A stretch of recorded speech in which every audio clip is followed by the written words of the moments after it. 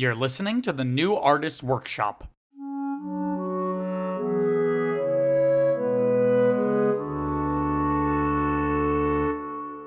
message. Are you getting mine?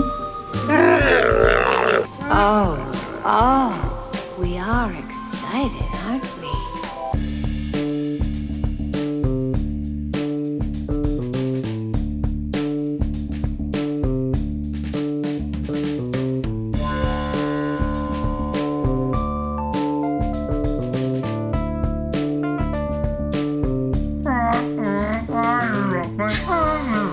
Which is Wookieese for hello and welcome back to your favorite podcast. Now that's what I call a franchise. I'm Peter Mancuso. And I'm Hemion Metzger. No. I do an awful Wookiee impression. You do a horrible. You sound like Fozzie who's drunk from the Muppets. This is the show where Peter and I pick a film franchise and go through every single installment. The good, the bad, and the ugly. And this was ugly. And to be clear, we're defining a franchise as a series of films with at least 4 entries. Even if one of the entries is this. So, Viviana, what are we talking about today? Well, today we are talking about the shitbag. No, just kidding. The 1978 film, The Star Wars Holiday Special. This is your one and only spoiler warning. If you haven't watched the movie, maybe do that before listening. We watched it on the tube. Of you. The tube of you. It was what was it? Nice copy? Yeah, it was listed as nice copy in parentheses. So do what you can. Not really sure. There's some major spoilers. There's some twists and turns. I really don't think there's any major distribution of this. I could have swore it was on Disney Plus. I remember it was a big deal. I'm pretty sure the cartoon of this is on Disney Plus. They released it on Disney Plus. But now I'm very curious. So let me go to Disney Plus now. I should have looked this up before. If you don't watch, there's a show within the show. I specifically wanted to watch this on YouTube, and we'll talk about this. Oh, so it's not on Disney Plus. Okay. But even if it was, I specifically wanted to watch it a bootleg of it because, and we'll talk about with the history and the background. Being a bootleg was a big part of this movie, if you can call it that. This program's history. Oh. So I didn't want to watch the Disney Plus version. I wanted to watch a bootleg version. But we'll get into that. How is it bootleg if it's just on TV? Well, bootleg just means something that's being distributed for free, an unauthorized copy of something. So this, as you can imagine, was not well loved when it came out. So we'll talk about it, but I'll just say it briefly now. It basically was never aired again. It was never released on any home media. And in fact, George Lucas made it his mission. He was I think, and I'll read a quote from him later, but he said something along the lines of, if I had the money and the time, I would personally find every existing bootleg or every existing master copy and smash them myself. Oh my god. So it was something that was really rare for the longest time until the dawn of the internet. It was really hard to find this and watch this. Yeah. So a big part of its history was being this secret bootleg. Yeah. Okay. So I wanted to watch it like that as part of the authenticity of it. Okay. But now it's easy because we have YouTube. Anyway, why don't you read the letterbox blurb for us? All right. Here's what it's all about. Luke Skywalker and Han Solo battle evil Imperial forces to help Chewbacca reach his imperiled family. Imperiled. His imperial family. That's the verb. That's the verb when you get attacked by the Empire. You've been imperialed, bitch. Because they're so close together and they look. Anyways, his imperiled family on the. No. You said imperiled, not imperiled. Yeah, imperiled. Imperiled. On the Wookiee planet, in time for what? It sounds like you're saying apparel. And people. Anyway, in time for what? In time for Life Day, their most important day of the year. Not really sure why you're making fun of me. I'm tired of the woke mob with their happy holidays bullshit. In this house, we say Happy Life Day. We don't say the PC Happy Holidays. We say Happy Life Day. Why are you looking confused? I'm making a joke about how people say there's a war on Christmas. I know exactly what you're doing. I'm not confused at all. Oh, you're just unamused. Yeah. Oh, okay. Well, it's the most porn day of the year. Anyway, so here's the basic info. So it was directed by Steve Binder, who notably, and I was very surprised to find this out, he directed Elvis Presley's '68 comeback special. Which was like a very famous, was really important for music history. Is that the one we see in the movie? Yes, it's the one we see in the movie that was supposed to be like a Christmas special, but he's like, we need to make this like my big coming back. Okay. So he's like really cool. And then they were filming it during like the tumultuous summer of '68, and like I think it was MLK got assassinated or Bobby Kennedy got assassinated. So he writes like a huge like protest song.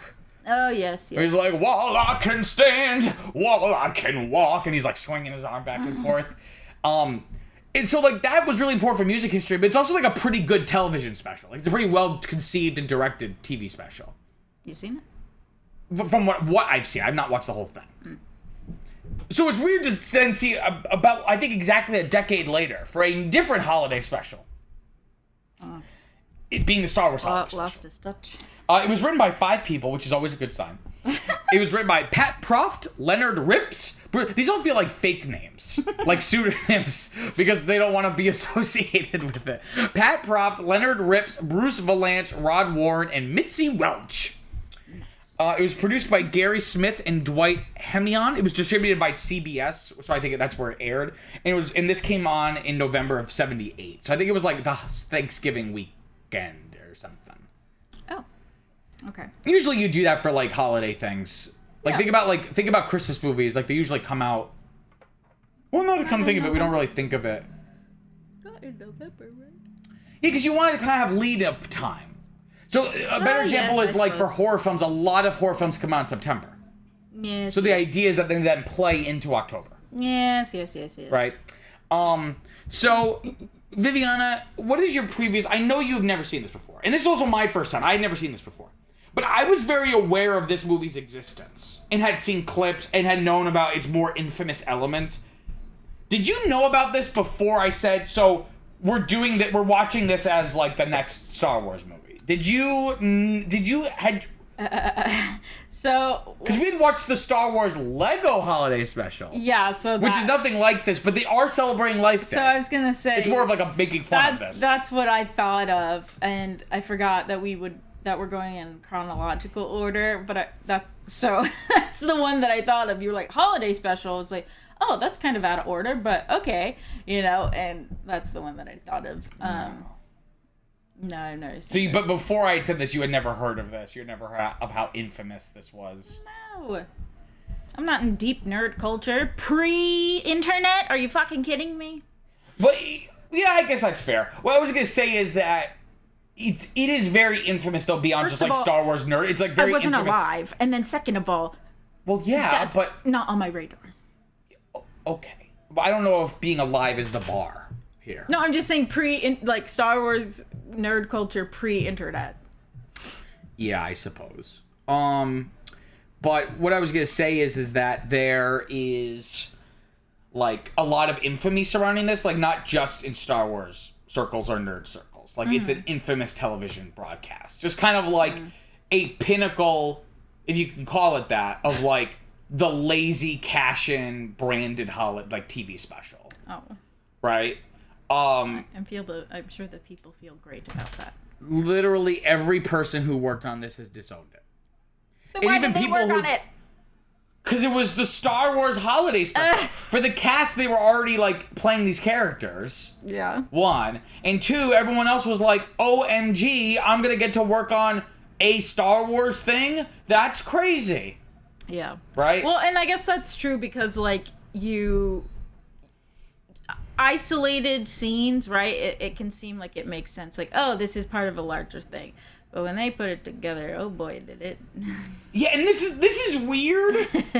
This is some bantha soup right here.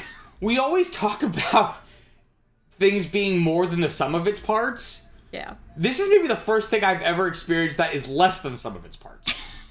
And I'm not just saying that to be like pithy. Yes. Like I'm saying that to mean like the individual component pieces are at best okay, at worst mediocre. But putting them all together in conversation with one another makes the whole thing worse. Because, like, it just makes you go, why? Who thought that these should all go together as, like, this one holistic package? See, it's the first time I've ever read or watched or play, like, any artistic work has ever been worse than the sum of its parts. Because... and I never thought that was even possible. Because, like, shows do that, right? That's not an abnormal thing. It's not what I would say that, like, the random clip episodes are not necessarily the most popular, but it's definitely, like, a normal thing that shows do. This was very much molded after, like, a variety show. Where it's like... Yeah, a variety show, or like a, you know, like all bloopers type of episode, or like, you know, it's like the main people and then they're like looking back at stuff. Yeah. Variety shows aren't quite like sketch comedy, but think about where it's SNL, where it's like, there's just like these little segments.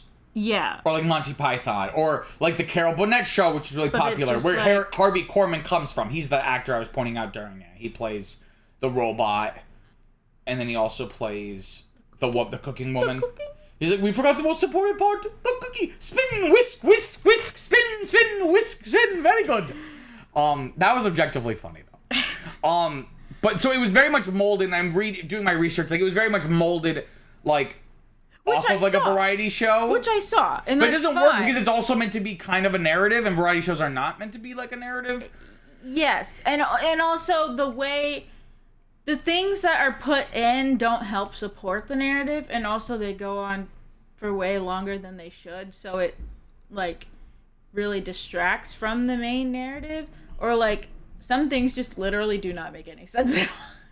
Yeah, like even within their own like vacuum of context, I was very confused, like what some stuff even was, or like, why we were even seeing this. Yeah, sometimes I just like forgot like the whole situation, right? Because I'm like watching all this stuff, and I'm like, what is this for? Oh yeah, we're waiting for Chewie to come back for Life Day. Okay, yeah. But like you kind of forget that watching that. It's like the segments aren't particularly good, and then they go on excruciatingly long. It makes me uncomfortable. And it's not even like they're bad. Like sometimes it'll just be like people like bickering and not even like saying really anything back and forth. It's just like the Jefferson Starship musical sequence went on. I felt like for like 7 minutes. Like if it wasn't, that's almost worse. They're not bad, but it's just like, what the fuck does this have to do with anything? You know. Like, but also, I will say, though, I don't know what it is. I would just call it computer work because it looks like graphics to me. It just, like, I don't know. Some, like, early computer work, but it's not CGI, but it's, like, composite work and stuff, yeah. Especially with the Jefferson Starship stuff. I think it was really great all throughout with... I think that's really maybe what they were doing, is trying to show that off. Because literally all throughout, they were using, like, all this, like, kind of spacey technology and stuff, and, like, holograms, and, like, all the, like... But it looks like shit, though. I know, it's 1978. No. Even for the time, it looked like shit. No, because Carrie's hologram doesn't look that good, right? What? But that looks like a hologram. And all the other effects. And also doesn't help that this was on TV in the late 70s where everything looked like shit. Color TV like had this weird blotchiness to it, so it's like really it's like not very legible. Mm-hmm. Well, I would like to give it props for that. That is really the only one thing that I find redeeming about this. Was the VFX work. Yeah. That may be one of the worst parts. Not because it's good, but because of, like, it's 1978 and they're trying to do all this stuff, right? So, you know. Imagine if you're, like, 8 years old. And it's November 1978. Yeah. And you're so excited. You've seen Star Wars, like, 10 times in the theater. Which is not ridiculous because it was in theaters for, like, over a year. So, like, let's say you go, like, once... Got that money! How many lawns am I cutting? How many lemonade stands? Maybe your parents brought you. Just imagine, like, a normal... Forget about the money. I'm saying you love Star Wars.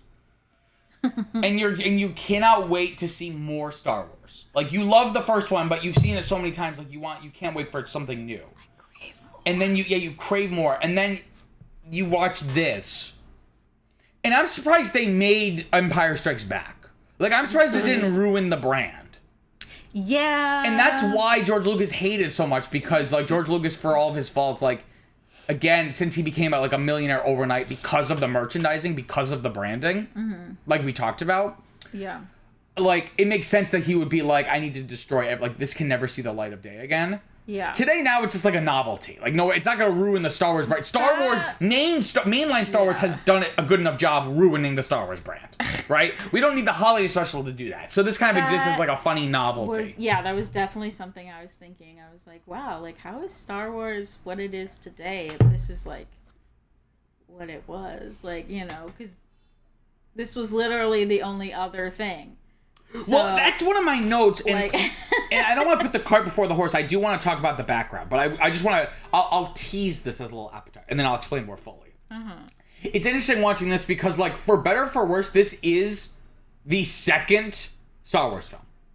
Not in the real, so not in any common sense way, but, like, for our purposes, this is, like, the only other, like, some books and comic books and stuff had come out in between this and that, right? But this is, like, the first actual, like, on-screen continuation, air quotes, continuation, of this franchise. Yeah. So it's interesting, though, because we talked about where it's, like, the first Star Wars film is kind of like the least Star Wars film because, like, it's just being a movie. It hasn't, like, it's not being self-referential yet because there's nothing to reference. And what Empire Strikes Back gets a lot of credit for, and deservedly so, is how it kind of expands the universe. Because if you think about it, the first one is very narrow. In terms of, like, we see Tatooine, and then we see the Death Star, and then we see, like, their little base on that random other planet, Yavin 4. And that's it, right? Whereas Empire Strikes Back, we get Hoth, we get Dagobah, we get the asteroid field, we get Cloud City, we get the thing, right? Ooh, Cloud City. Right? So it's interesting watching this because the rest of the Star Wars universe had yet to crystallize, had yet to be defined. So it's like, what is domestic life like in Star Wars, in the Star Wars universe? This film's interpretation is basically just like a normal suburban household, but they're Wookiees, right? Whereas, like, later films, we see, like, homes and stuff, right? I'm confused, though, because... So, is Chewie an absent father? Because... I do not know. I don't know if this was ever because they have, like, a good, like, framed picture of him, right? Seeming like a military photo, but he's not in the military. He's a pirate, essentially. He's running around smuggling things with Han Solo. So and then committing mass acts of terror. Now, granted, it was justified, but he did participate in the genocide of thousands, if not millions, of Imperial personnel in the Death Star. So it just seems like a career that might put a strain on a traditional family life, right? But she has that apron. Mala, his wife, has the apron on. She's cooking. There's an oven and, like. Well, yeah, she's making things work, but that doesn't mean she's not sad. I'm just saying it's funny to watch this because, like, they're trying to fill in the gaps of like what's the rest of the Star Wars universe like that other films will quickly pave over. So it's just, this is like a weird artifact of, like, here's a completely different set of creatives imagining what the rest of the Star Wars universe is like. Both literally, like, you know, like culturally or socially or anything like that. But well, yeah, it's just mirrored after us and then alienized or spaceized. Spacified. It's spacified. You know. Do you want to hear some background? Do you want to see how this thing even happened? How did this all even come about? Lots of LSD. Drug use was definitely involved. Okay, so while outlining the original Star Wars and planning its potential sequels, Lucas, because he's a madman, imagined a, quote, film just about Wookiees, nothing else, end quote. After the original film's success, its cast made a few appearances on TV variety shows. Oh, okay. According to Charles Lippincott, who was head of marketing of the Star Wars Corporation, CBS brought the idea of doing a TV special to him and Lucas, although there was some internal dispute about this claim. CBS brought the idea of a special to him and Lucas, although there was some internal dispute about this claim. According to J.W. Rinsler, quote, everybody agreed that a television special was a good idea, end quote. Lucas was busy moving his production company to a new location, which was not heavily involved in the special. So as you imagine, George Lucas probably was like, he watched it and was like, what the fuck is this? Though again, it was his idea to have extended Wookiee sequences with no subtitles. And that was an argument, about, we need to add subtitles to this. And George Lucas was like, no, it's better this way if it's just visual storytelling. According to Lucasfilm producer Gary Kurtz, quote, it did start out to be a lot better with a different script. We had a half a dozen meetings with the TV company that was making it. In the end, because of work on promoting Star Wars and working on the next film, we realized we had no time. So we just left it to them and just had the occasional meetings with them, provided them with access to props and the actors, and that was it, end quote. Though Lucas is uncredited, it was his idea to build the narrative around Chewbacca's family. CBS hired experienced variety show writers and producers, including writer Bruce Vilanch, who was concerned about the decision to center the special on a species who grunt in a fictional language without subtitles. Regardless, Lucas would not budge on his vision. So he deserves some blame for this. Yeah, I mean, because they're long sequences. As a little cut, sure, Chewie is out with Han, takes a step back from the whatever pilot chair, and he's sad, he's thinking about his family, and then okay, cute little scene, little Chewbacca, whatever, right? But the whole fucking movie, but I would say it's not even the same as just another language, because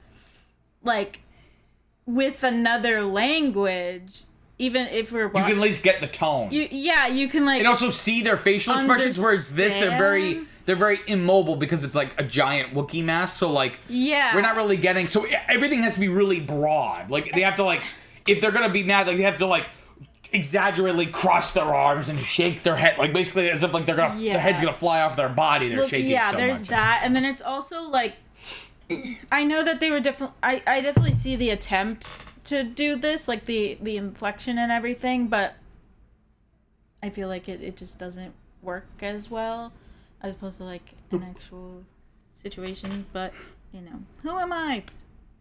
Who are you? Anyway, the special went through 2 directors. Again, always a good sign. The first, David Akomba, was brought in through an attempt. He was brought in an attempt to, quote, make us different in variety shows, end quote, according to Lippincott. So, kind of bring, I guess. There are so many other ideas. There's so many different things you could do with the Star Wars holiday special. Yeah, there's so many ideas that I think they could have done with a variety show of the Star Wars universe. Even if none of it's canon or just making up shit. Akomba, a classmate of George Lucas at USC's film school, was unfamiliar with the multiple camera setup, which caused some problems. Akomba also felt that there was a divide between himself and the producers, and chose to leave the project after finishing only a few scenes, including the cantina and the Jefferson starship sequence. Mm-hmm. He was replaced by Steve Binder, whose only contact with Lucasfilm was a, quote, Wookiee Bible, end quote, detailing how the species should look and behave, end quote. Oh. So... Great. You're really setting up this director for success. So I don't really blame Steve Binder a lot because he was just like, shit, okay, I literally just have to keep this under budget and get it done. That's all I gotta do. I'm not making a masterpiece here. I'm just literally doing something. The special was broadcast in its entirety in the United States only once, on Friday, November 17th, 1978, the week before Thanksgiving, on CBS from 8 p.m. to 10 p.m. Eastern Standard Time, preempting Wonder Woman and the Incredible Hulk, leading to the latter show's episodes to be dared that day to instead be shown a week later.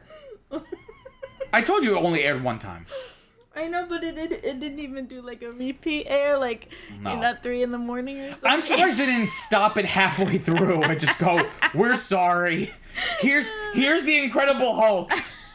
Here's Wonder Woman. What? The high point of the special is generally considered to be the animated segment known as the quote-unquote The Faithful Wookiee, which is the first official Star Wars cartoon. It was written by Lucas and produced by Toronto animation firm Nelvana Limited, which later produced the Droids and Ewoks cartoon. There were 2 different cartoons in the 80s. A 2 Saturday morning series based on the franchise that came out in 1985 on ABC. So the vocal talents of the main cast are featured, and it's very clear that they gave no effort. Because Mark Hamill is a very great, he's a very accomplished and well-regarded voice actor. Mm-hmm. He's awful in this. Really? Yeah, everyone doing the voice performances are phoning it in. Yeah, I guess it is kind of like, you know. He's like, oh, what's going on? Like, they probably did it in like a half an hour, maybe. Yeah. He's like, I think we got this all under control. Oh, R2. Yeah, exactly. Oh, the live action parts too. Yeah, he was just like. Oh, that part. Yeah. But I'm just thinking of the animated portions and stuff. But and Luke in this cartoon, he wears the yellow jacket similar to his outfit at the end of A New Hope, which at this time was not called A New Hope yet. The cartoon introduces Boba Fett, whose appearance was based on footage of the unpainted costume from The Empire Strikes Back. And according to Nelvana co-founder Clive Smith, their suggestion to, quote, scuff up his costume a little bit, end quote, influenced the character's live-action appearance. So again, like, they decided to put this in this cartoon because they were already developing the costume for the sequel, which was coming out which was coming out in a couple years. Right? And if the holiday special, if nothing else, like, Boba Fett's outfit iconically is like all kind of dinged up and dirty and bent and stuff or whatever. Yeah. If the lasting legacy of this special, if nothing else, is that it's the first on-screen appearance of Boba Fett, and it was because of the animation studio that he's even scuffed up, because they decided to make him all scuffed up for the cartoon. They just thought it would look cooler. But notably, again, he doesn't have like the same color palette, just like this like unicolor, just kind of like turquoisey. So what did we think? I try not to. This is incredible. I don't know what it is, but this was really painful. I was either... I don't know if it was painful. It was just more just boring than anything. I was bored. The amount of times you were like, oh, it's almost done, right? And then I had to keep saying, like, no, 45 minutes left, 30 minutes left, 50. The best was when you thought it was over. I was like, no, there's still like 15 minutes left. And you went, there's no! 2 fucking fake outs. I hate that. It's like the end of the Lord of the Rings Return of the King, where there's like 8 Jesus Christ. Yeah, it was really boring, and then when it's not boring, it's just strange. And then I was just confused, so, you know, I was doing my confused face, and then my head started to hurt because I was in such a confused face for so long. It also didn't help that it was hard to even see it. Again, because the visual quality it wasn't as bad. Even the nice copy, in parentheses, it was still not very good. It wasn't, it was nothing compared to Batman Dracula, but this was definitely on... Well, at least that was on film. On a scrunched face kind of level. Yeah. Batman Dracula was incomprehensible. Yeah. It's my least favorite movie of all time that I've ever seen. This is not nearly as bad as that. Because at least this is a movie that has, like, scenes and characters, and actually, like, it's not a good movie, but at least it's functional. At least understands the basic tenets of filmmaking. And when I say basic, I mean, like, there are scenes, and then you cut, and then you do things, right? So, like, it is not a good movie by any stretch of the imagination. It's a net negative, spoiler alert. But at least it's a movie. It's functional. Which is so weird, because I thought, like the whole Wookiee idea seems interesting. So, like, I can understand, like, what George was thinking, right? Because, like, I don't know, he's just like a Star Wars creature. He just looked more George loves the visual storytelling. Right?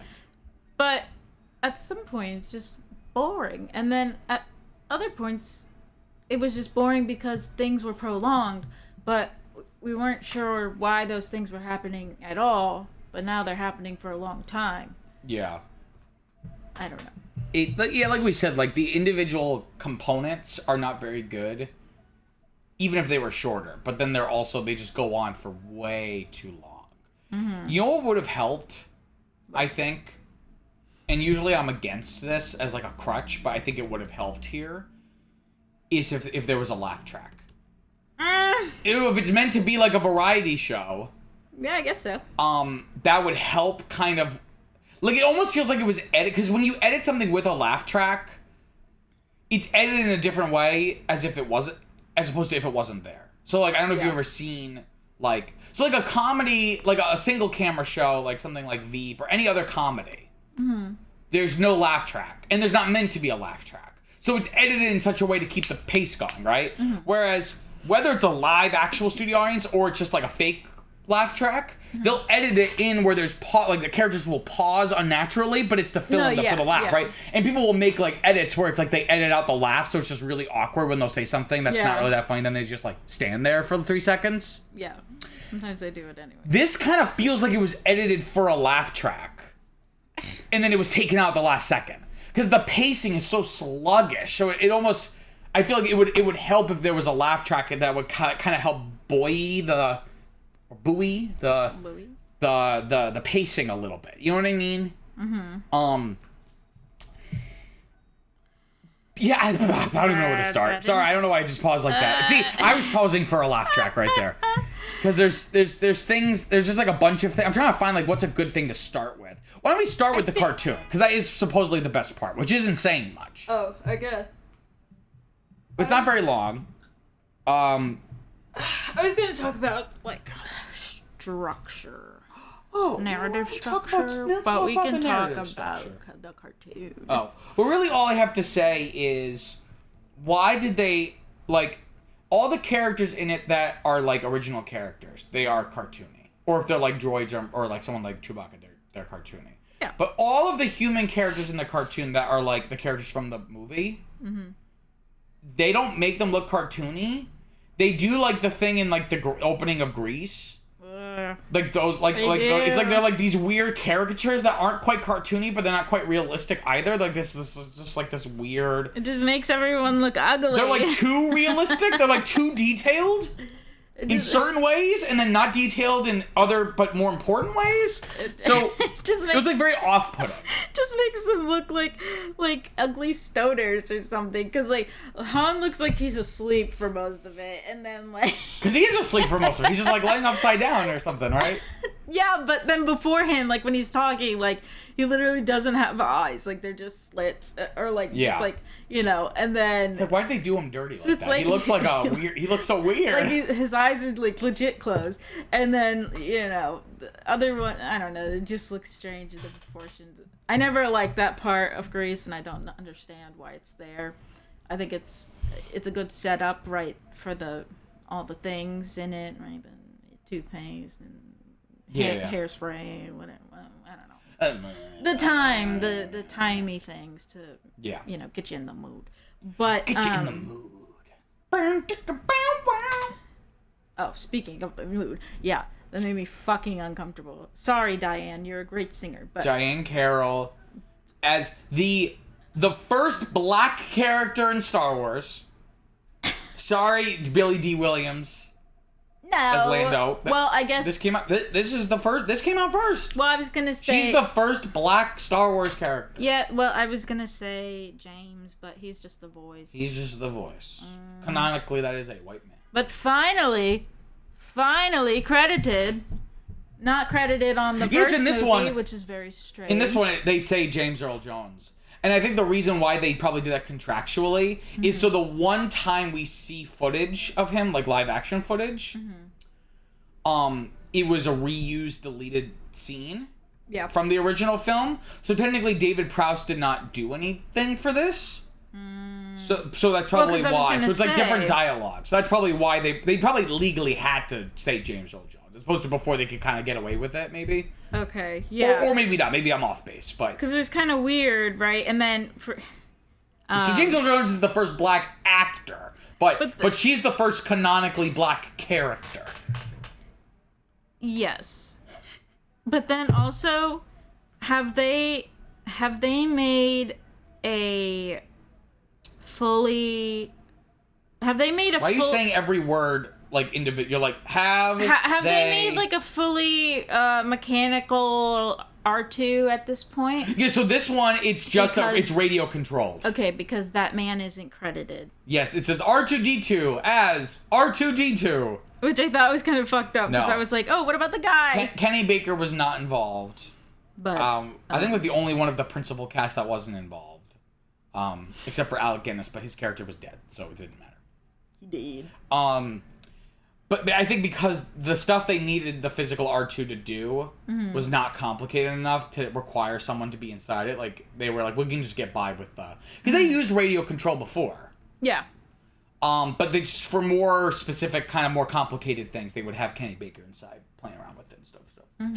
So, so yeah, so there's softcore porn in this. That whole thing made me so uncomfortable. And that's not just me being funny. Like a dirty old man. Like the implication, like, and this isn't me projecting, and this is like something like very famous about this, or infamous, I should say. Like, it's not just us being like, we're projecting onto this thing. Like, the implication diegetically is like him, like I forget his name, like the trader guy, like the. Oh yes, his name. And I'm saying traitor, but I don't mean like he's a betrayal. Or Sondan. Whatever, yeah, his name. Whatever his name is. Sondan. He like basically is handing it over to Itchy, who's Chewbacca's father. Like the way you would hand over like a pinup or like a Playboy magazine or like a VHS. Like that's kind of like the implication or like the suggestion. In the living room! Though he's not touching himself. And notably, it's not really softcore porn, because softcore porn is like an actual thing, which is like sexual scenes, but like it's not as graphic. This isn't quite that, because it's just her. It's more of a. You know what I mean? You know what it is? It's more of like a JOI. Do you know what a JOI is? No. It's an acronym, stands for jerk off instructions, where it'll be like instructions. So basically, it'll be like a porn video of just a woman. Maybe she'll undress. Maybe she'll touch herself, and she'll kind of like be like, "Oh yeah, now start stroking your what?" You know what I mean? And like, yes. This isn't quite like that, but this would be like that's like the closest comparison I can think of, right? It's like the Pilates of porn, like Soul Cycle of porn. Yeah, exactly. Where it's just like it's as pornographic as it can be without being porn. It's like where it's like telling you what to do. The intention of this diet, like in universe, is to get Itchy horny, right? Like this exists because she's like, I'm your fantasy, and then she's like, ew. Oh, we are excited, aren't we? Ew! Right? That was so And weird. she is very sexy. So it's one of those things, like that section, as part of any other variety show, section as in like sex. Shun. Was that the pun? Section. You're being shunned for sex. That's what incels. That's the life they lead. It's like this little section wouldn't be awful, but the context is what makes it bad. Like it's actually a decent song, and like forget like the weird intro part, but like when she's actually singing, it's kind of like it's weird, but it's a good song, and she's a good singer, and she is beautiful. She's looking all spacey. It's all spacey. Like it's kind of, it could be cool in any other context. She's got like a cute little space outfit with her little hat on. But in context, it becomes worse because of this is Itchy, the father of Chewbacca, watching what's essentially a jerk-off instruction video. In the living room! With people around! So that's an example of how it becomes like... it becomes worse than the sum of its parts. That like, all the pieces become worse by being part of the whole. Do you see what I'm saying now? Did we need that? Did we need that, though? We didn't need anything here. He couldn't have been like a sweet old man and doing something with his grandson, or flying a kite or something. It had to be. Imagine if Lumpy stumbled upon this video. Oh my God. Lumpy would be like, he would get a lump in his lump. Ew. What? I'm sorry, they named him Lumpy. Since the thing we talked about with George Lucas, he is really good at naming shit because he'll just like come up with random syllables and then like write them down in like probably a list, and then like 30 years later he'll be like, I need a name for a character, and then he looks at his list and be like, ooh, Mace Windu, I was gonna use that 50 years ago, we'll use it now. Right?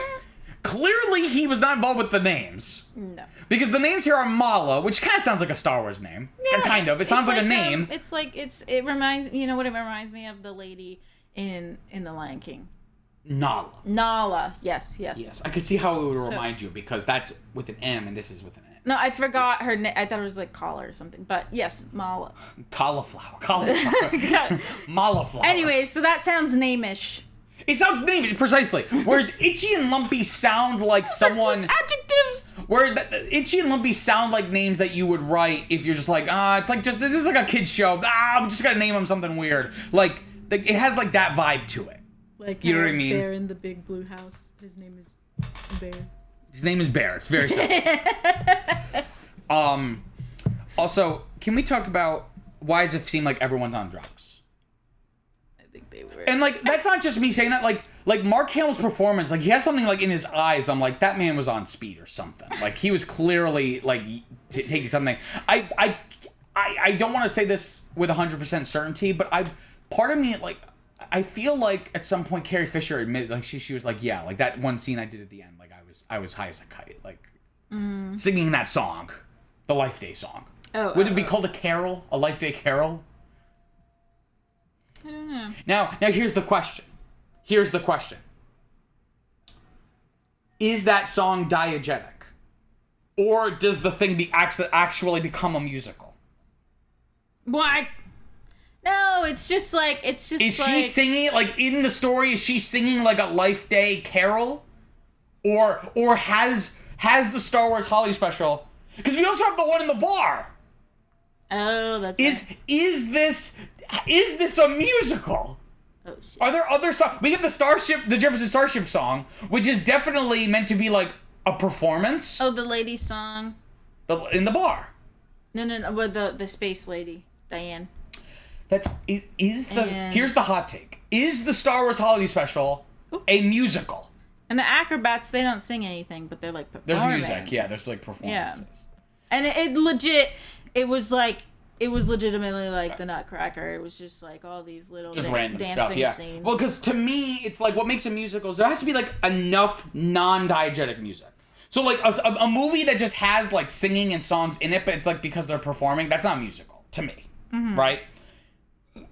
The Life Day song has questionable diegesis. The song in the bar is most certainly non-diegetic. I don't know. It goes so back. Is this a musical? It actually goes back and forth though, because the whole point is she's trying to get people out of the bar, but then she like starts. No, but then everyone leaves, singing. including the band, and she's still singing, and there's still music. Well, yeah, the goodbye friend. But I'm saying at that point, A one line. I don't know. I'm just saying. But yeah, it just seemed like everyone's on drugs. Either uppers or downers, depending on how the holiday special was affecting them. Like, raise your hand if you're a victim of the Star Wars holiday special. depending on how it was making them feel, they were either taking uppers or downers. Oh my god. And I know Harrison is his own person or whatever, but he just seemed He completely phoned it in, so much more angrier than he usually is. Like, I know he's supposed to be like, you know, kind of off or whatever, like kind of like sharp or rude or whatever, but you know, he was like dead. Or like very mean. What are you talking about? He was mean?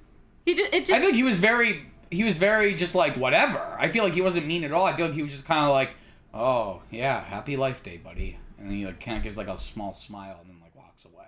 Yeah, it just seems, I don't know, it just seemed off. Yeah. What if I told you that everyone in front of him behind the camera phoned it in? Oh. And as a consequence, everything feels like no one gives a shit. So you're trying to read this like, why does Han Solo seem so distant?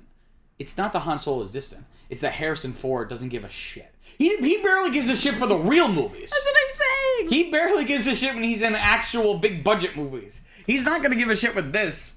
Something I kind of go back and forth on with this is like I can't tell how much of this is like how much of this are they in on the joke?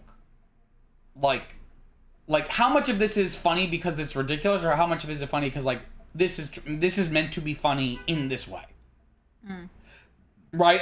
Because some stuff was, I thought, objectively funny, like the cooking segment was objectively funny. Yeah, again, in context, it becomes worse because it's like, why are we spending like 6 minutes on this? But out of context, it's hilarious because the performance is funny from Harvey Korman, and I like the visual gags where it's like without even like explaining it, like the third and fourth arms come out of nowhere. Yeah. Like that was actually kind of good. That was a good gag. Mm-hmm. Like that was actually some funny comedy work. Yeah. Right? But I can't tell, like, is the whole thing like that and it just doesn't always land? Or are some parts, like, actually, like, meant to be funny and other parts just are not? Like, we're meant to take them sincerely and, like, we're laughing because it's, like, absolutely atrocious. I don't know. And I don't know if I can answer. I think fans have been asking this question for 50 years. Does Brian, or whatever his name is, he doesn't have anything to say about it? Adam? Not really, I think. Steve Binder? He didn't have anything to clarify the situation? Not that I'm aware of. What else did I have here? Oh, they really, something that really bothered me, and I kept saying it while we were watching, is they really, again, because it's such a low budget, they really tried to reuse footage wherever they could. Yeah. So especially all the scenes with like the dog fights with Harrison, obvious. with Han Solo and Chewbacca, Yeah. they use like the same 5 shots over and over. Yeah.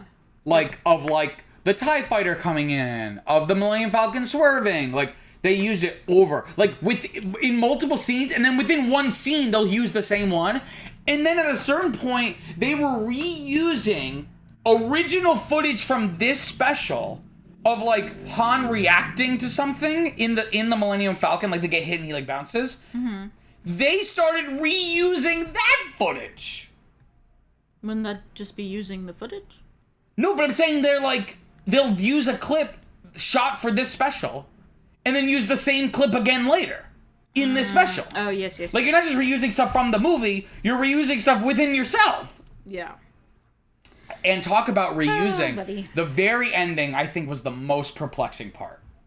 They really went off with a bang, where it's after, they've celebrated Life Day, and then it just zooms in on Chewbacca's, like it almost looks like there was no actor. Like, when you, like, see the Muppets, but no one's controlling them, they're just, like, sitting there lifeless? Yeah. That's, like, what it looked like, and it fades into his face, and then we just see, like, random clips from the first movie. Yeah. Which I guess is supposed to be like Chewbacca remembering the events of the first movie and being like, wow, these are my friends. I care about them so much.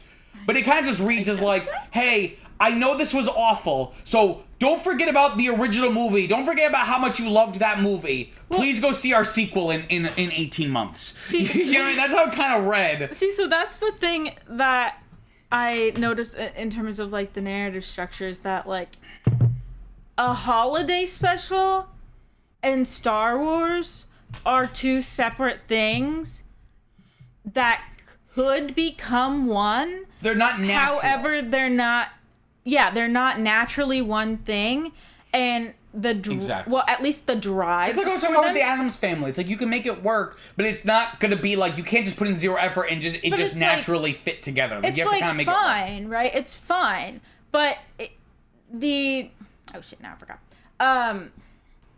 It's fine to do, but the intention and the drive of it are very different, right? So different motives. Holiday special, variety show, fun, light, entertaining, blah blah blah. Brings the family together. But then they're using the excitement and of like a space fight, of dog fights and like all that stuff, and it's just like a strange tonal mix.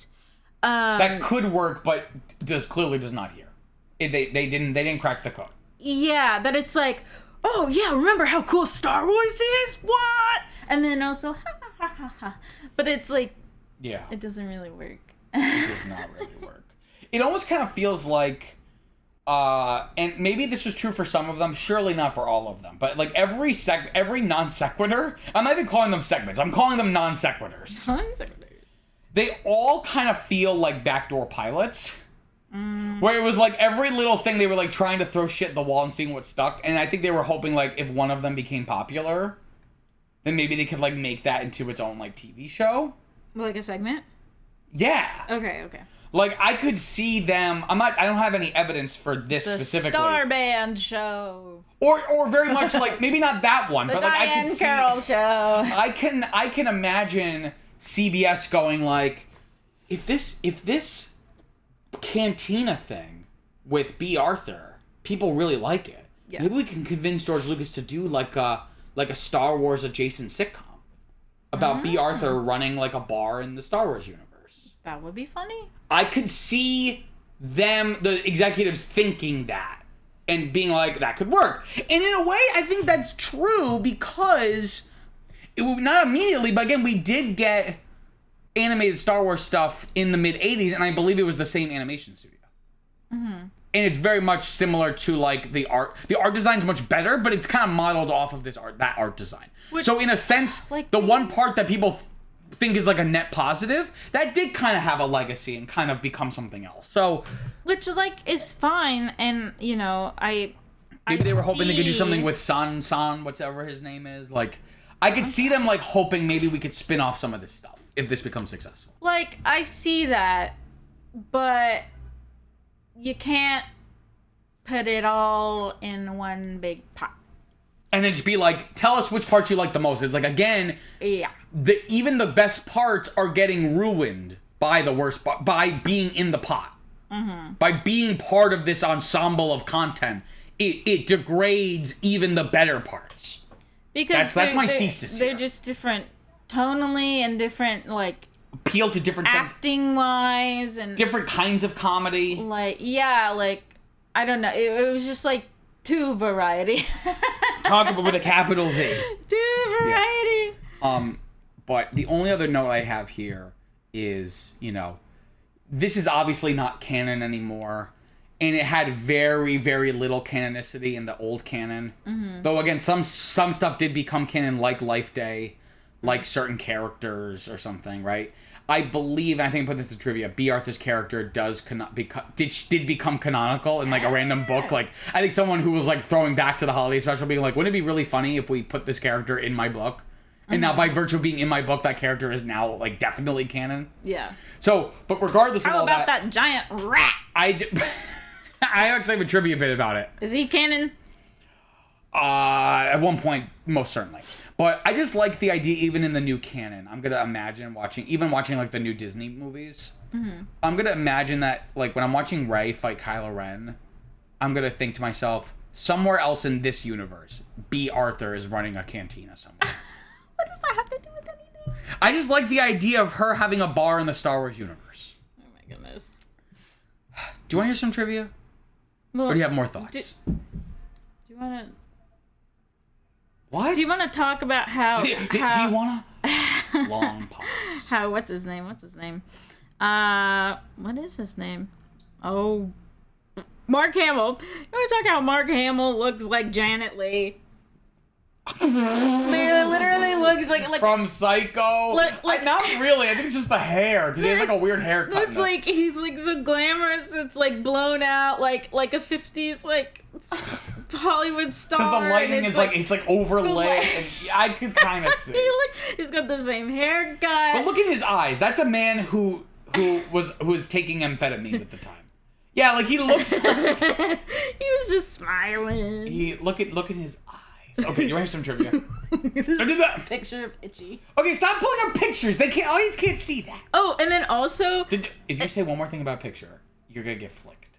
No, it was a picture of what I was talking about, but Lumpy, his face at least, his facial features remind me of Baby Grinch. From the live action Jim Carrey Grinch, a little. Yes, bit. Like the little nose and like the little nose. I'll do a comparison. No, it's okay. I've seen the movie a million trivia. times. Let's hear some trivia because no one needs to see photos on a podcast. Well, no, I'm showing you. And but I've seen that a million times. I don't need to see it. I know what you mean. Anyway. No, I know, but it's easier. According to Carrie Fisher, you know what? I love you very much. Shut the fuck up. According to Carrie Fisher, George Lucas gave her a copy of the special as a gift for recording the DVD commentary for Star Wars Episode 4: A New Hope. She claimed that she played it at parties when she wanted her guests to leave. Oh my gosh. So that's kind of funny. Like I had said, George Lucas famously tried and failed to buy up all master copies to make sure it was never broadcast again. The special has never been released on video, but bootleg videos circulated for years, and the show can be seen all over the internet. George Lucas remarked at an Australian convention, quote, "If I had the time and a sledgehammer, I would track down every bootlegged copy of that program and smash it," end quote. Oh my god. Bruce Vilanch, who was one of the writers brought on, has admitted that he was using cocaine heavily while helping to write the special. Oh! Mark Hamill's face was heavily made up as he was recovering from reconstructive surgery after a near-fatal car accident. Remember we talked about that? That's why. So he had a lot of probably makeup on and stuff. Yeah. He The did look glamorous. The cantina sequence took an entire day to shoot. The actors in alien costumes began to pass out due to lack of oxygen. Oxygen tanks were provided for them to use between takes. What? They couldn't just, like, take the head off or something? I don't know. Maybe it was too complicated. Oh, my God. The Life Day song Carrie Fisher sings is based on the theme from Star Wars Episode 4, A New Hope. You can kind of hear that. The melody of the song isn't the da da da da da, but that is like kind of the counterpoint or like the counter melody underneath it. Mm-hmm. Fisher demanded that she be allowed to sing in this special, but didn't like the song. I didn't even know she could sing. Why did she want to do that? Well, she is the daughter of Debbie Reynolds. I don't know. She just wanted to sing. I don't know. Okay. This special is listed in the book What Were They Thinking? The 100 Dumbest Events in Television History in the #1 spot, titled The Worst 2 Hours of Television, ever. Oh no. So again, it's not just like nerd people, like it's like very infamous, like just for being like awful. Also, a quick look. Oh, I said don't show me! Lumpy versus Grinch. Because you're saying it because of like the weird snout. That's why. Yes, the snout and the teeth and the eyes and they look like brothers. Can I continue? Yes. It was According to producer Mitzie Welch, the sequence with the Sorry. I love you so much. I was just making a flash joke. Okay, Shut the fuck up. The sequence with Diane Carroll was intended to be, quote, softcore porn that would pass the censors, end quote. So like I said, this isn't just implicit. This was very why? much. Because they could. If this is being marketed towards children, why are they doing that? I don't know. Almost all of the alien masks in the cantina scene are the exact ones from the original 1977 film, although they were repainted for the special. That's kind of cool. Yes, is Freeboat. There's like the Wolfman and like the giant. Greedo. Is Greedo resurrected from the dead now? I guess it's a lookalike. According to David Akomba, he recommended Robin Williams for the special, but the producers turned him down. Many small or independent or art house theaters would show this special around the holidays, and surprisingly enough, actually were able to pay Fox and Disney for the license to show it, though it was still shown as a bootleg, often with the bumpers before the show starts, legal IDs for the TV stations it was recorded from, and even some actual commercials shown. So even though they were able, because like theoretically you can't just show something in a theater, like you have to pay a license to show something, somehow they were able to like actually work it out where it's like they would even be allowed to do it, and they paid Fox and Disney. Yeah, I'm sure it's like $2 for it. But it was still a bootleg version. They weren't getting like an official version. So it would be the ones that had commercials and would say like ours was like from some Ohio, like some Dayton, Ohio station. WHIO. But does no one have the file that they sent the broadcast companies? No, I think it was just bought and destroyed or never released. However, this ended in November 2019 when Disney yanked all of the licenses. God damn it. The Wookiee planet in this is called Kashyyyk, one of the names George Lucas considered before it became known as Kashyyyk. I was wondering that because then they said on the planet of Kashyyyk. And I was like, I thought it was Kashyyyk. Going forward, it's Kashyyyk. Isn't that a real place? No. Nope. What? It's a place in the Star Wars universe. Sounds like a real place. Well, then they did their job because the goal of making up fake places is that they sound like real places. So, mission accomplished. Oh my gosh. The large white rat puppet in the cantina scene was made for The Food of the Gods, which I guess was a film from the 1976. It is referred to as a Tintin dwarf in the Star Wars universe. He ain't no dwarf! So it's funny because they're all like the original ones, and then all of a sudden there's like a giant rat as one of the monsters in the canteen. Rats. We're the rats. Also, so again, I don't have much more detail about this, but there was talk of a possible spin-off television series, but never got past that early stage. After reluctantly shooting the holiday special due to it being included in his original contract, Harrison Ford attempted to get out of his Star Wars contracts entirely, saying that he no longer wished to have any involvement with the franchise. That's what I'm saying. Like, he brought that energy. Exactly. Though Life Day is often conflated with Christmas, the themes of the story, if you could call them that, the themes of the story are closer to American Thanksgiving traditions. The special originally aired the week of Thanksgiving, like I had said. And every year, for like the past 4 years, for my birthday, I've gone my closest friends together to play a drinking game and watch my favorite movie of all time, Revenge of the Sith. I think now we're gonna have to model it after Life Day and wear like the red robes, and I'm gonna perform the song. Oh, what? Do we get little bubble orbs? Yeah, then we'll get little globes. Everyone has to bring their own red robes, but I'll provide the orbs or like the globes. Robes not included. Yeah, and we'll have to enter some kind of astral plane by getting really drunk. According to a contemporary report, the special had an unprecedented recording time frame of an entire month and cost over $1 million to produce, which I guess was very long and very expensive for a special of this nature. And most interestingly, Cher was offered the role of Mermea, which is Diane Carroll's character, but she turned it down. Oh. Very smart on her part. I wonder why.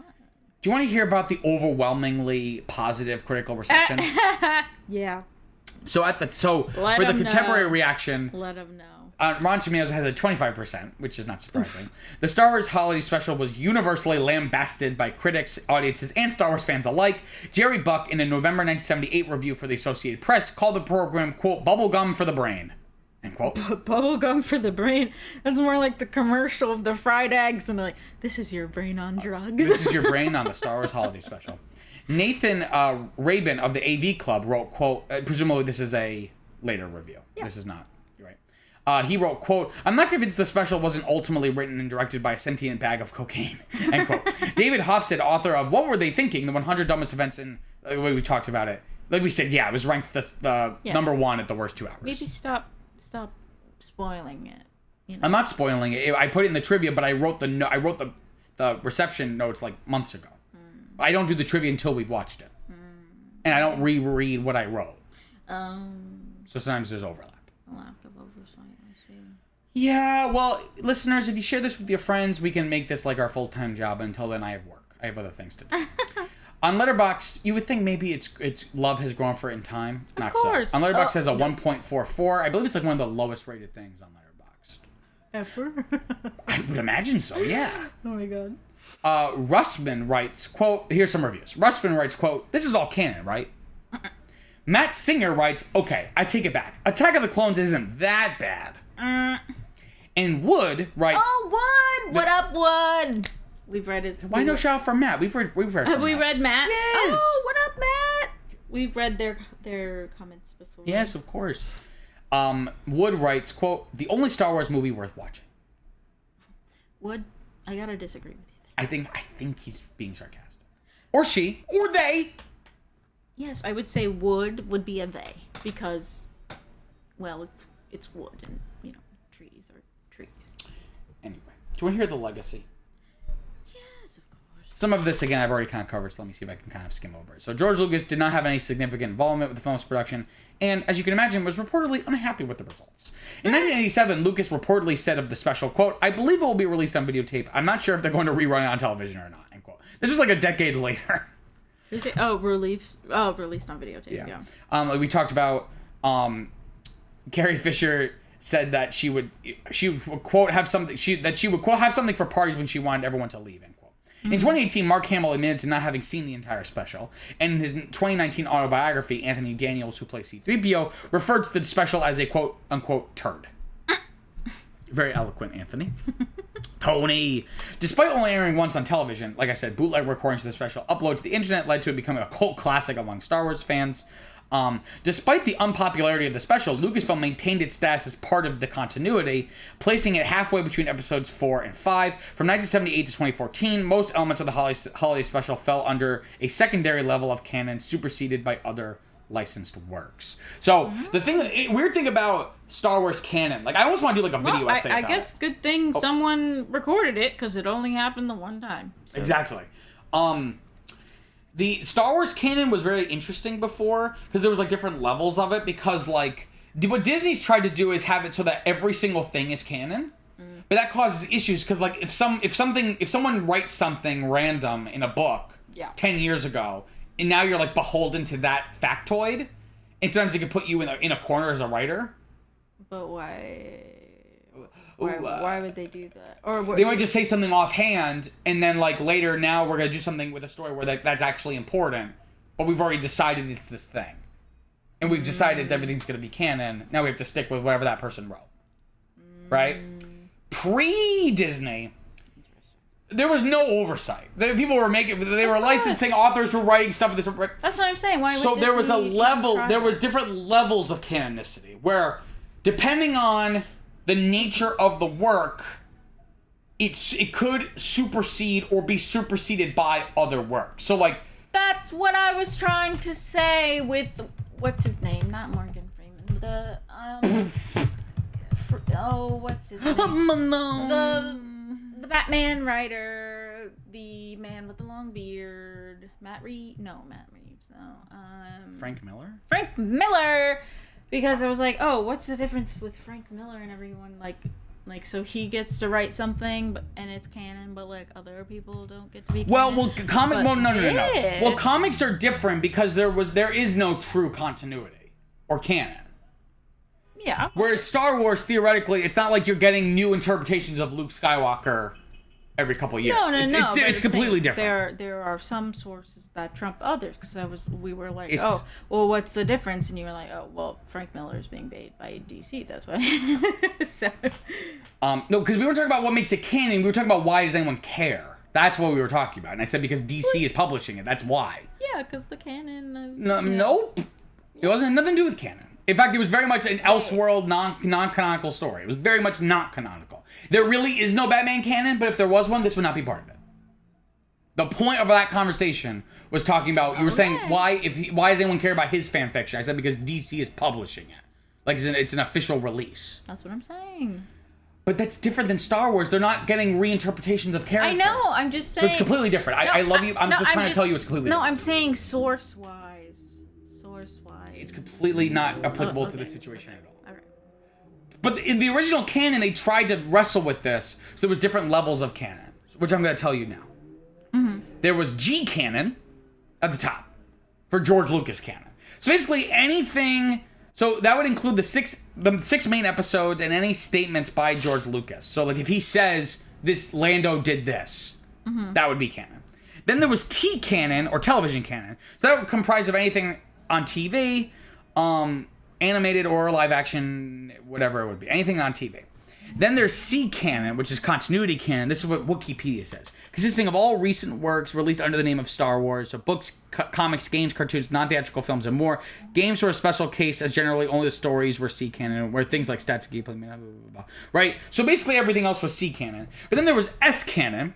And these are materials. The materials were available to be used or ignored as needed by authors. So this included mostly older works, such as much of the original Marvel Star Wars comics that predated a consistent effort to maintain continuities. Right. Then there was D canon, Detours canon, used literally just for this one comic series called Star Wars Detours, which was kind of like a fun kind of spoof of Star Wars. And then N canon was non-canon. So like something like, if it's like a spoof, like a Lego Star Wars or something, right? So it seems more complicated, but now with Disney, it's more complicated because yes, everything's canon, but then again, if someone just writes something, there's no resetting with Star Wars, unlike with Batman. Like there's just supposed to be one universe, one canon. So if someone writes something today, and then 15 years later, some writer decides like, oh, like I'm going to write the story and it's really important to wrestle with this detail, someone else already decided for you what that detail is going to be like 15 years earlier. Mm-hmm. So eventually they're going to reset it again because it's no one really even likes this canon all that much. So yeah, I was going to say something I forgot. Anyways, yeah. What were you going to say? I said I forgot. You forgot? Well, I figured if I said it again, if I said what were you going to say, you might remember. But that you would think that Disney would do the complete opposite of this because they're very, like, controlling of their brand, right? So exactly. You so that's would why everything that's made, they control, and therefore it's all going to be canon. That's what I'm saying. Like, they're not going to be as liberal about giving out... Like, they basically created what's called, like, the Star Wars Story Group. It's basically like, their job to make sure, like, they would work with an author being like, you can't have a character do this because that contradicts current continuity. Mm-hmm. Or the current canon, right? So... for works now. Going forward, everything that Disney makes... The only things that carried over were the 6 Star Wars films and the CGI Clone Wars TV show. Oh, okay. Everything else was wiped away. Okay.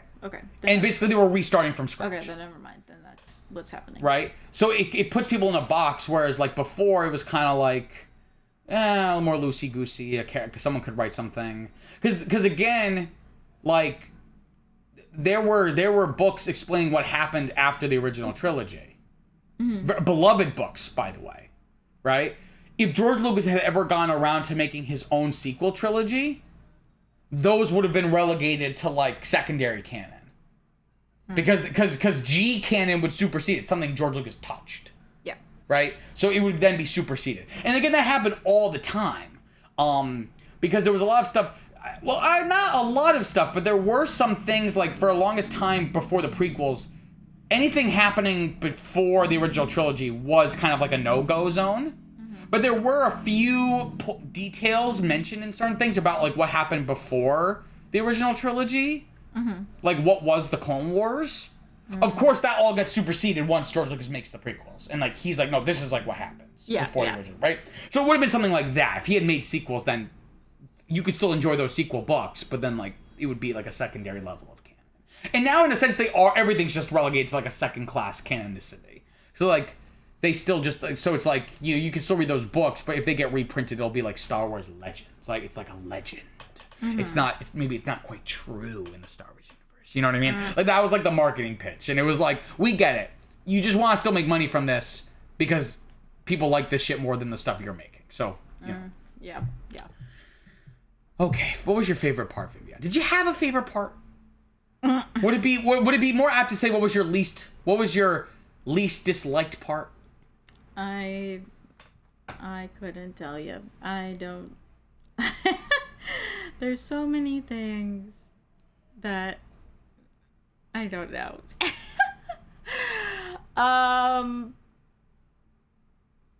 Yeah. Oh. I don't know. I have nothing to give. Wow. What is your favorite part? Well, I feel like most people watch. What's that? The cooking. No, the cooking is funny, but no. I feel like the low-hanging fruit, the obvious answer to this question would be like, oh, the cartoon, because it introduced Boba Fett. It's actually, like, maybe not awful.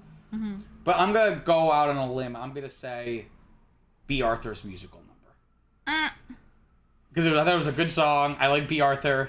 It was funny. That's my story, and I'm sticking to it. I think I would say Mala. Why? I don't know. I believe she was played by a man. What?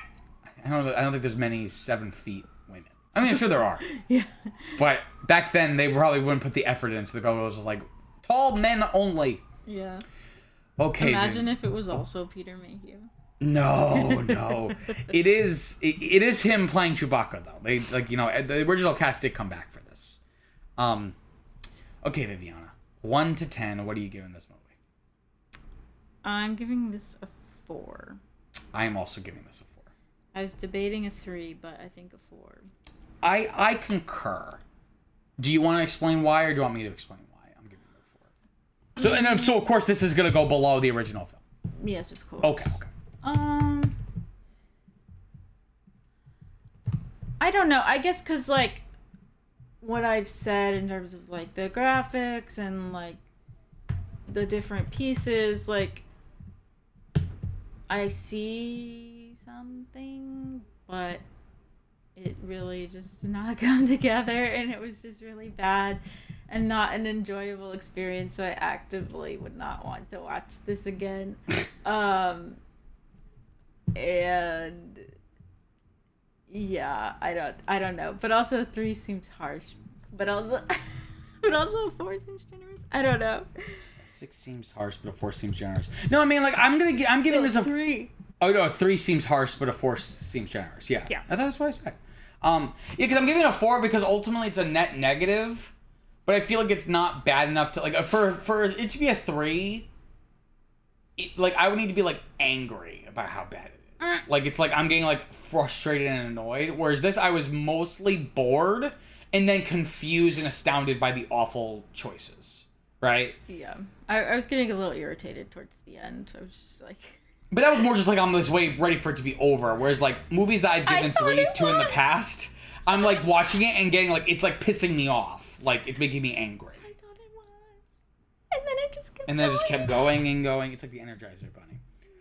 Okay, so looking at this, our average score for the first one was 7.5, and then our average one for this is 4. So our average for the franchise is 5.8 out of 10 so far. This brought it down so far. But I'm sure the next one will kind of get some higher marks, I think. Isn't that people say that's the best one? Some people, and I would argue it might be the best. Unless I'm gonna put Revenge of the Sith above it, but most people of the original. Most people say of all time. Of all time. Empire. Yes. Okay. I wonder. See. I'm curious. Does anyone actually like this? Because of course there are some positive star ratings on Letterboxd, but how much of that is actually liking and more just I'm gonna rate the worst movie I've ever seen 5 stars because it's funny to do that. I wonder if there's anyone who actually likes or liked this. People do that all the time. Wait, for on Letterboxd this or Empire Strikes Back? This. I'm saying on Letterboxd. I'm saying on Letterboxd, it's the worst movie ever, but they'll put a 5. I'm curious, did anyone like this? Is there anyone that actually likes this? Wood liked it. Wood? No, I think Wood was being sarcastic. I don't know. We'll see. You know what I like? The end of the episode. The outro. That's it for this week's episode of Now That's What I Call a Franchise. Next week, we'll be watching the next film in the franchise, the 1980 film, The Empire Strikes Back. Viviana, where can they find us? You guys can find us wherever you get your podcasts, and don't forget to follow us on Facebook, Instagram, and Twitter at Franchise Podcast. And if you have the time, leave a rating for us on Apple Podcasts, because apparently that helps. And if you have even more time, leave us a review too. We know you have a short little one. That's fine. You're so cute. You say leave us a review too. We know you have many podcasting options, and we thank you for choosing us. Peace out, guys. Later, Gators.